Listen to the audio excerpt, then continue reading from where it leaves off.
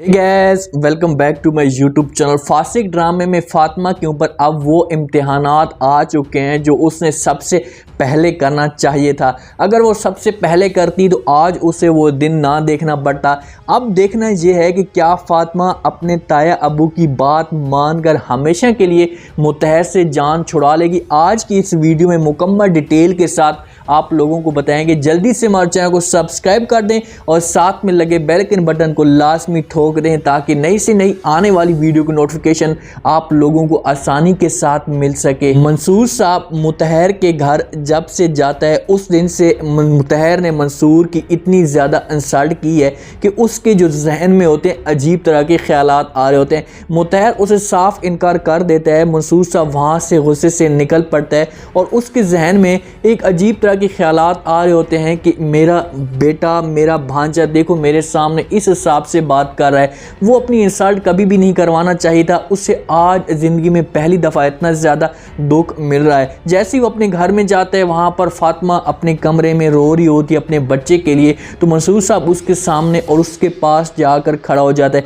फातिमा उसे देखती है तो वो भी खड़ी हो जाती है। मंसूर साहब उससे कहते हैं कि फातिमा मुझे एक बात बताओ बेटा, तुम्हारी जो ज़िंदगी है इस ज़िंदगी में मेरी क्या हैसियत है, मतलब कि तुम्हारी ज़िंदगी में मेरी क्या वैल्यू है। फातिमा उससे कहती है कि मुझे आपकी इस बात की समझ नहीं आ रही, आप क्या कह रही हैं। तो वहाँ पर मंसूर साहब उससे कहते हैं कि आपके जो शौहर है या आपका जो हस्बैंड है उसने तो मुझे इस हिसाब से समझा दिया है कि मैं सारी ज़िंदगी कभी भी नहीं भूल सकता।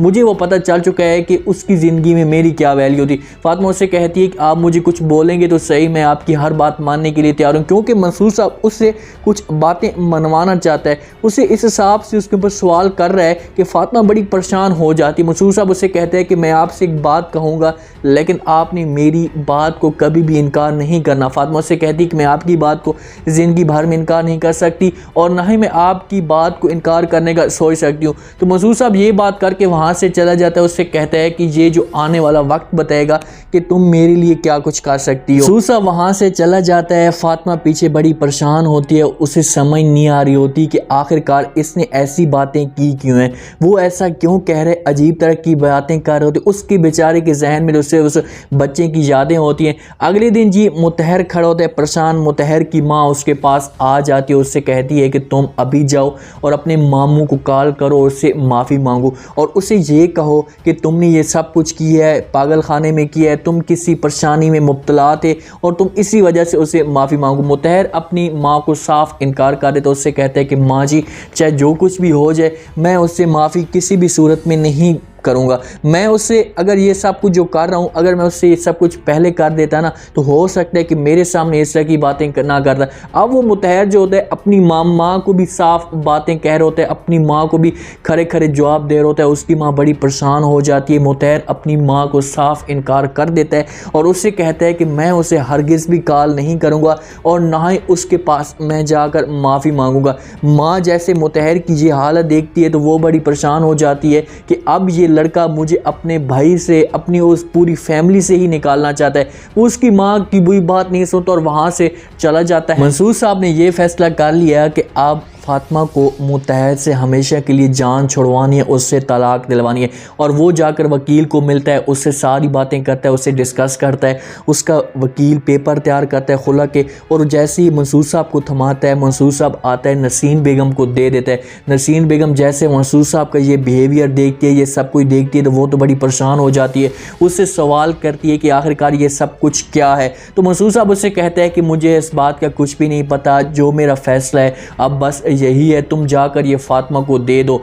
आती है नसीन बेगम। वो तो नहीं चाहती थी बेचारी कि ऐसा फातिमा के साथ हो, क्योंकि फातिमा को इसके बगैर और फिर कौन अपनाएगा। आती है फातिमा के पास। फातिमा अपने कमरे में खड़ी होती है, उसके सामने पेपर करती है पीले रंग का। फातिमा जो पेपर देखती है तो वो बड़ी परेशान हो जाती है। उससे पूछती है कि ये क्या है। नसीन बेगम उससे कहती है कि ये तुम्हारे ताया अबू ने दिए हैं, ये खुला के पेपर हैं और तुम अब जाकर मुतहर से तलाक दोगी। फातिमा के ऊपर जहाँ पर बड़ा इम्तिहान आ चुका है, एक तरफ उसका बच्चा है दूसरा शौहर है और दूसरी तरफ उसका ताया अब्बू है जिसको अपने वालिद की हैसियत देती है। वो उसे कभी सारी ज़िंदगी इनकार नहीं कर सकती और उससे वो पहले ज़बान भी कर चुकी है। जहाँ पर बेचारी बड़ी फंस चुकी है उस पेपरों पे वो साइन कर देगी क्योंकि उसने हरगिज़ भी अपने ताया अब्बू को इनकार नहीं करना। वो साइन करके नसीन बेगम को थमा देगी। पहले तो उसके जहन में ख्याल आएंगे, बेचारी और भी ज़्यादा वो फंस चुकी है क्योंकि उसकी तरफ एक तरफ बच्चे का उसको ख्याल आएगा, दूसरा ये अपने ताया अब्बू का ख्याल आएगा। इसको क्योंकि नाराज़ करेगी तो यहाँ पर इसकी वैल्यू और भी कम हो जाएगी। उसने उस पेपरों के ऊपर जाकर साइन कर देने हैं। नसीन बेगम जाकर मंसूर को देगी